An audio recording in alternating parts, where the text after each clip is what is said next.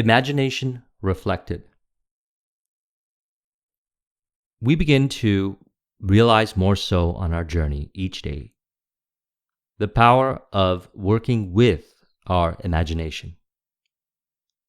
Many of us have always known this intuitively, but for whatever the reason may be, usually through what we assume about our imagination, which is not true, we fail to realize the precision and power of our imagination. Everything that is externalized has once found its source in the imagination.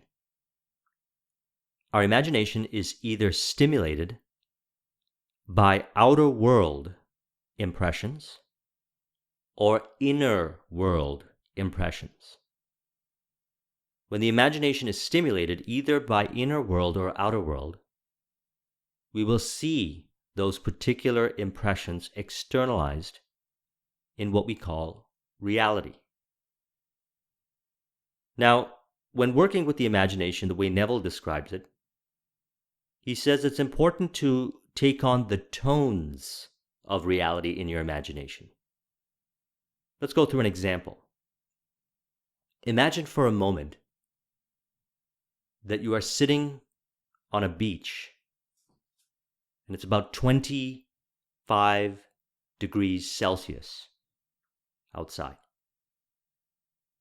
As you sit in the sands, smell the sea breeze, hear the waves crashing on the shores, feel the sun on your skin as you lay back and relax. Listen to the light music playing in the background. Notice that at a distance, you see people running on the beach. As they approach, notice how the sounds of their feet are splashing on the light waves as they run through the sand. As you notice this experience, observe how relaxed you feel. Observe how you feel one with this particular experience. So now that we've created this imaginal scene, let's go a little deeper into what we actually did. Notice how, as I was describing the particular attributes of what we imagine, that we were actually able to, in our imagination, mimic the five senses through sight, through sound, through touch, through smell. Notice how you were able to do that in your imagination. Well, imagination is what we call the unseen reality. That which you just imagine actually already exists in what we would call the outer world. If we have doubts about that it exists right now in this outer world, then those are the doubts that we release in order to enable the power of our imagination. When we imagine, we take on the tones of reality, just as you had experienced through that scenario. And number two, when we imagine, we believe that it already exists right now. And number three, we believe that we have the ability to and the understanding to know how to, if you choose to experience what you imagine in your reality, which is imagination in your mind's eye, externalize in reality, then it will be so. Now, if any of those statements contained any doubts regarding working with the imagination, then that is what I have been referring to as purification of the mind. Those doubts represent certain beliefs that we have associated with that are not based on working with this power of mind, that we have to exclude out of our consciousness. Neville calls this keeping the garden of the mind. Let's talk about this. Every stage of man's progress is made by the conscious, voluntary exercise of the imagination. Then you will understand why all poets have stressed the importance of controlled and vivid imagination. The truth is that we are always imagining. The question is, what are we imagining?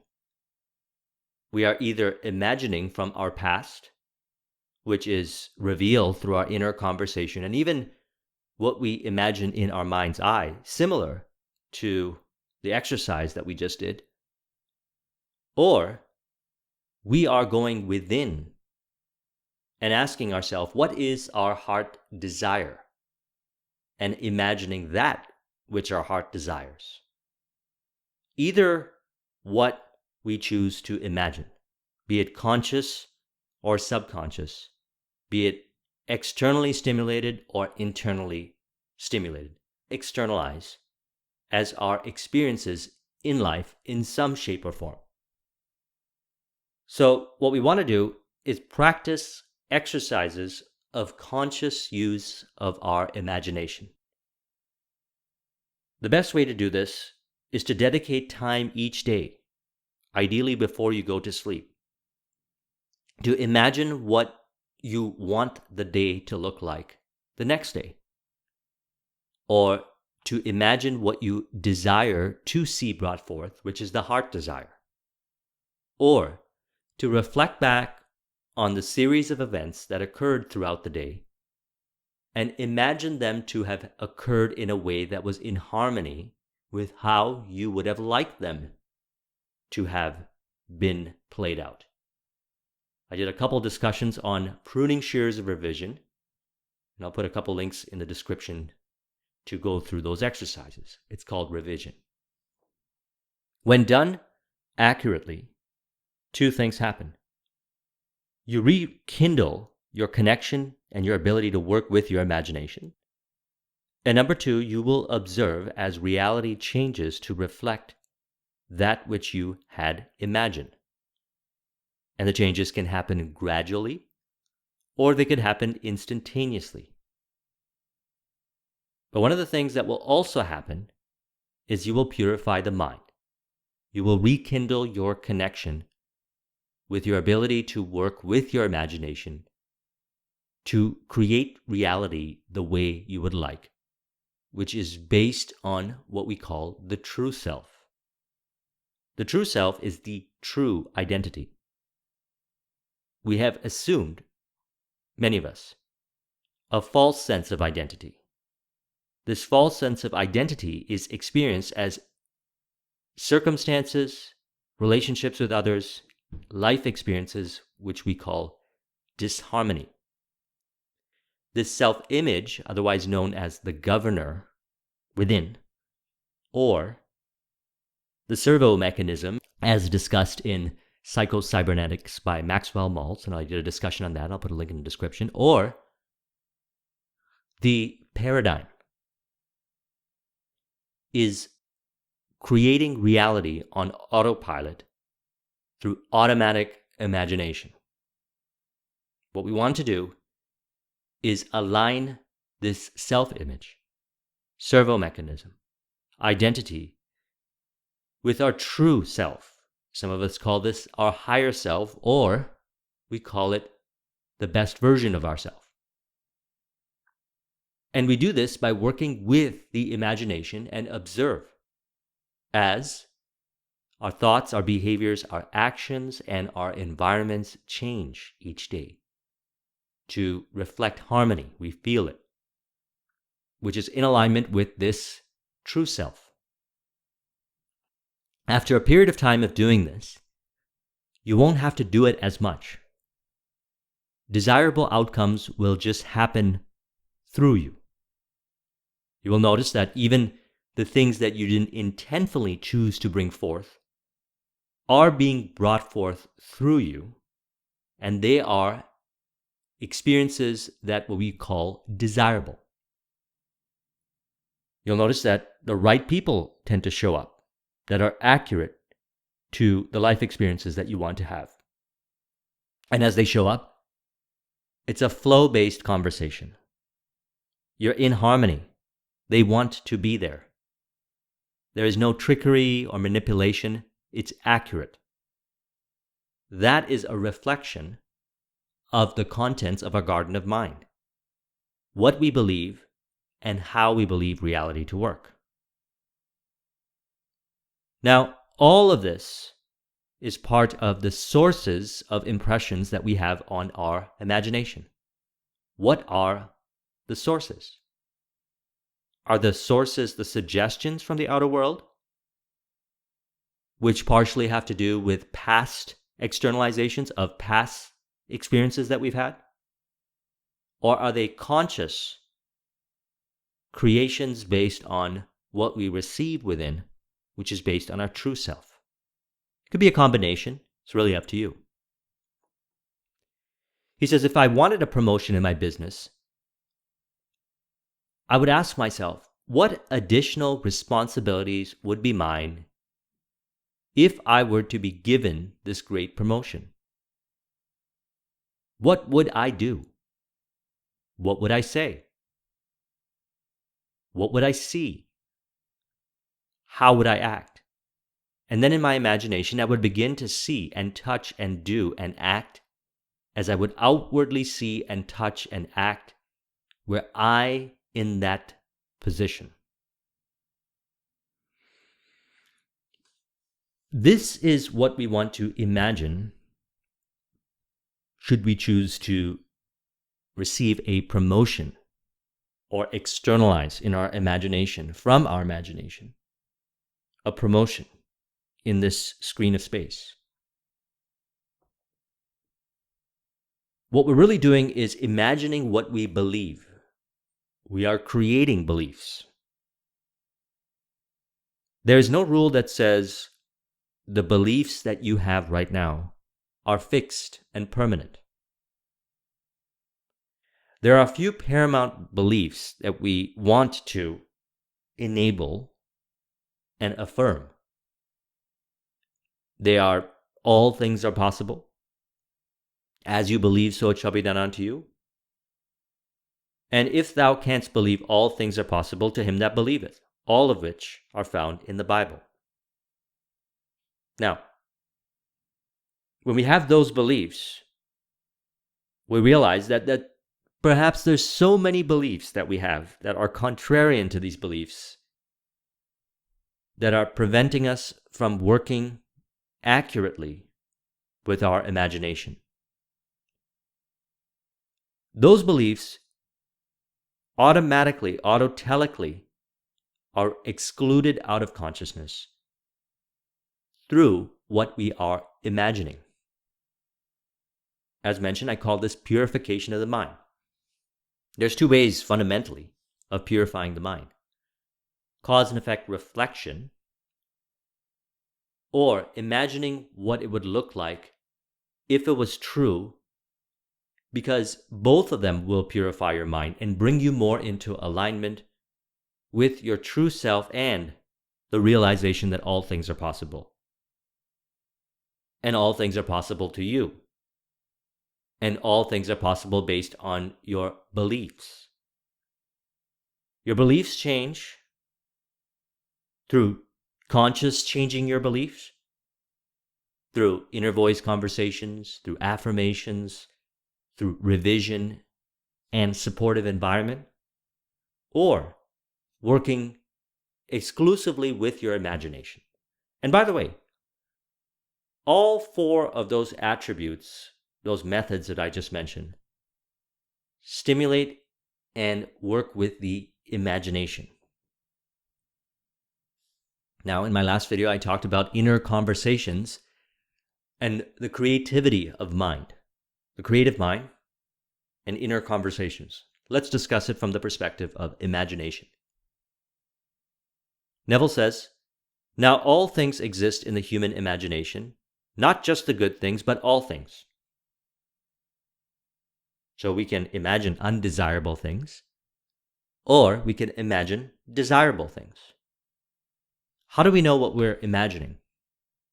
Well, we can see it in our mind's eye, what we're imagining, and we can also become more present and aware of what we are imagining based on observation of our inner dialogue, inner conversations.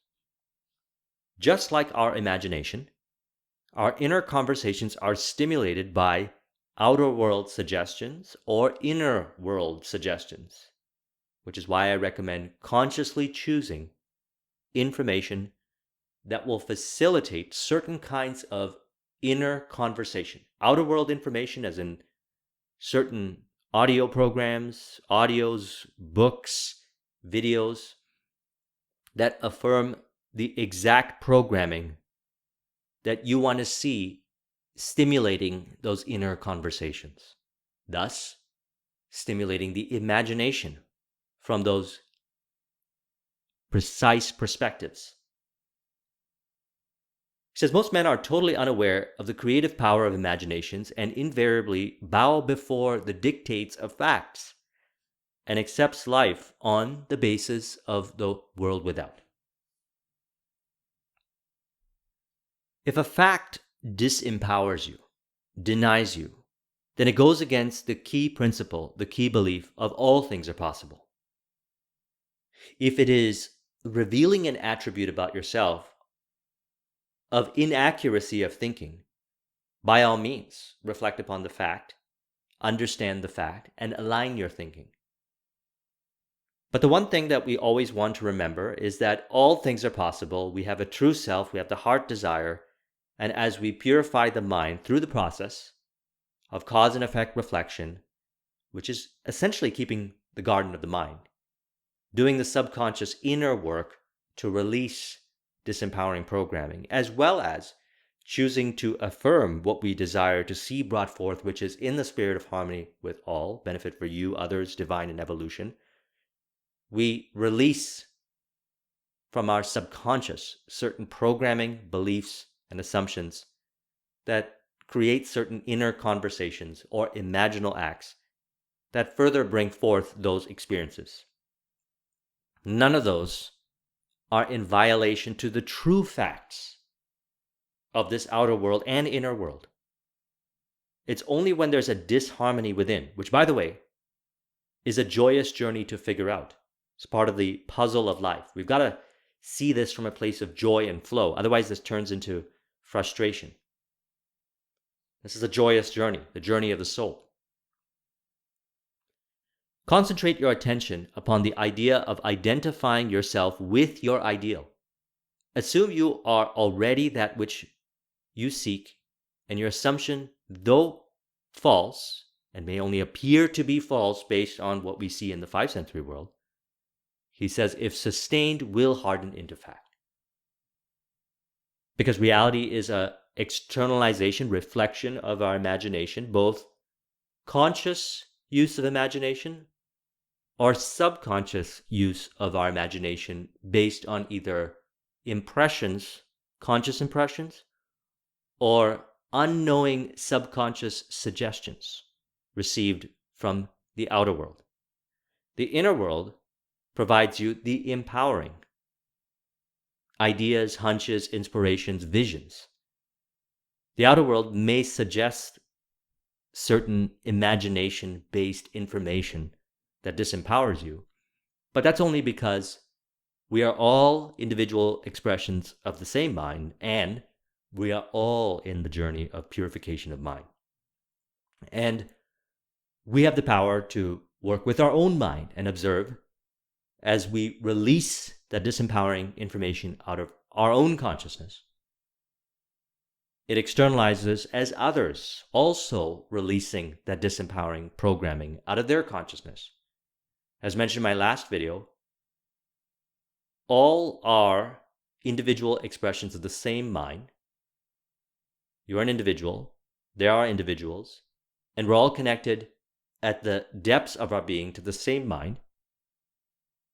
And we have a conscious and a subconscious, and the depths of our being, the same mind, can also be looked at as the superconscious. As we purify the subconscious and conscious attributes of ourselves, bring them into harmony, we're able to receive the desires from the superconscious and experience what we call the true self, or our heart desires. And it is through the journey of bringing forth the heart desire, through the imagination, that purification of the mind occurs. That, when done after a period of time, makes it very easy for us to concentrate our attention upon the idea of identifying ourselves with our ideal. And it makes it easier to assume that we already are that which we seek.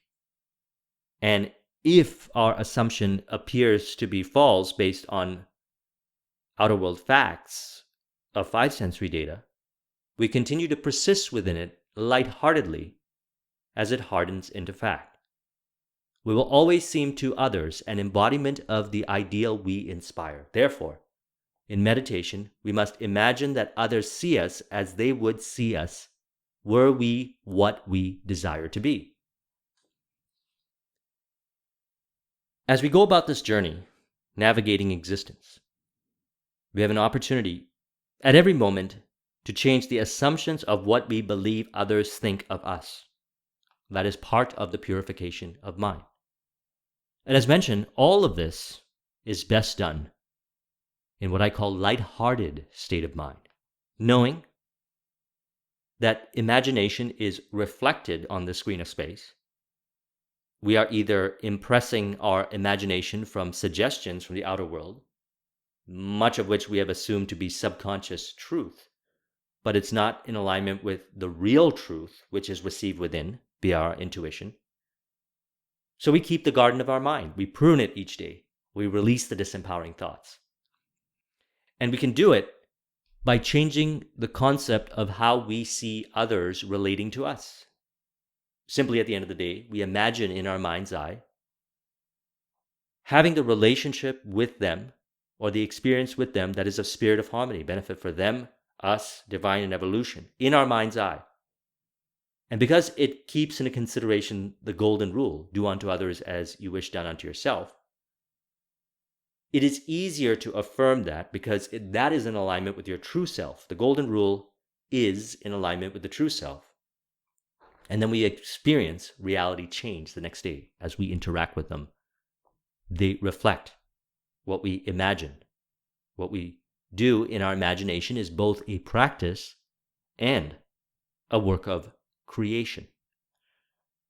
Now, as mentioned, as we go about doing this, I personally don't choose to see this as work. Purification of the mind is a joyous part of everyday life. I enjoy it. Why do I enjoy it? It's not just because I realize it's an important thing to do, but I also realize that it's one of the major reasons why I am here. To purify my mind. I believe it. I know it. I found this through my inner conversations within, that this is one of the reasons why I'm here. I also realize that through the process of purification of the mind, working with the imagination, revision, self-talk, subconscious mind audios, and environment, I'm also able to be of service to others. Share this information with my clients, with my team members, with my vendors on this channel, with you, with everyone. Because perhaps this information can inspire you to work with it so that you can also realize your true self and bring forth what you desire. Now, this brings me into what I call a light-hearted state of mind. As a result of doing this, I maintain more so each day a light-hearted state of mind. And I enjoy it. And I also realize that the more I purify my mind, which is essentially releasing fears, doubts, and indecision-based programming through these processes in this video, as well as the other processes that I share throughout the videos, and I recommend my 4 modalities. I'll put a link in the description to that discussion. what I notice is that not only am I able to bring forth what I desire from a place of joy, bliss, and ease, more so each day, that which I imagine, which is my heart desire, but also spontaneously, certain people show up, certain experiences that I have, certain circumstances and realizations occur on their own through me, which are externalizations of what I have been imagining through inner voice conversation, dialogue that has now become subconscious. And many I've spoken to who have been on this journey long enough, working with the imagination. And as mentioned, I started my journey in 2004 when I read Think and Grow Rich. And through the journey, I found many other books, mentors, information sources that further helped me understand the power of working with my imagination and the subconscious realm. So I enjoy it. He says, the man who can fix within his own mind's eye an idea, even though the world would deny it, if he remains faithful to that idea, he will see it manifested. There is all the difference in the world between holding the idea and being held by the idea. Being held by the idea is you know it is done. Watch the video I did on It Is Done by Neville Goddard. The idea is that once we work with our imagination, take on the tones of reality similar to what we did earlier in this video, through 5 sensory experience in our imagination, there's a certain point where all of a sudden we know it is done. We then begin to experience the desire to express. Intuitive hunches, inspirations, signs, synchronicities reveal themselves through us. We also develop what Napoleon Hill calls the burning desire. We'll notice autotelically from a flow-based way, doing, behaving, thinking, all the things that are in harmony and in relation to bringing forth what we imagine. That is what he's referring to by being held by the idea, impressed in the subconscious mind and goes into the subconscious realm. We could say that the subconscious and the superconscious work together and reflect, if needed, conscious ideas, plans, decisions. They'll flash, and then we act upon it. And if there's resistance within ourselves about taking the action, we can discover through the subconscious mind work why, and we can release from it. Because it could be that there's something within us that is preventing us, programming, from allowing us to express what we know we have to do.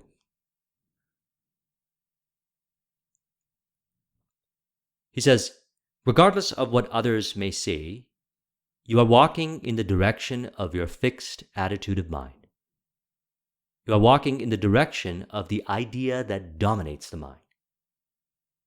By dominate the mind, we're not talking about controlling here or forcing. We're talking about saturation of the subconscious mind with that which we have imagined, and the state of mind, the mental attitude, and the inner conversations that we have about ourselves in relation to people, environment, circumstance, and information that presents itself on the bridge of incidents leading to that particular outcome. And the facilitation and allowing to express the intuitive hunches, inspirations, ideas, and plans that are received in the conscious mind. I work very deeply with entrepreneurs. Based on my own personal experience working in the entrepreneurial space on the front lines, essentially, building my IT business, and then transitioning and going into consulting and doing all the other things that I do right now in the entrepreneurial realm, I realized at some point I went into my imagination and I knew it was done. Now I did it through subconscious audios and self-talk because that's what I had learned through Think and Grow Rich. The same works with working with the imagination in whatever way you choose to work with your imagination. The moment you know it's done, all we have to do then is allow ourselves to express. I always knew that the ideas, the hunches and inspirations, the plans, when acted upon, they were the things I knew I had to do. Not only were they the things I knew I had to do, but circumstance and signs and synchronicities and people showed up from the most unexpected sources, as well as opportunities presented themselves in the most unexpected ways to bring forth the vision. All of that happens through us as we continue to dominate and saturate the mind with what we imagine, which is, as you believe, so it shall be done unto you. All things are possible. Everything exists in the imagination. All things exist, and thus can be externalized in reality, as well as lightheartedness. As stated here, he says, walking in the direction of your fixed attitude of mind. This is done from a place of flow and autotelic, not from a place of force. If there is force within, we have the ability to go in and release it.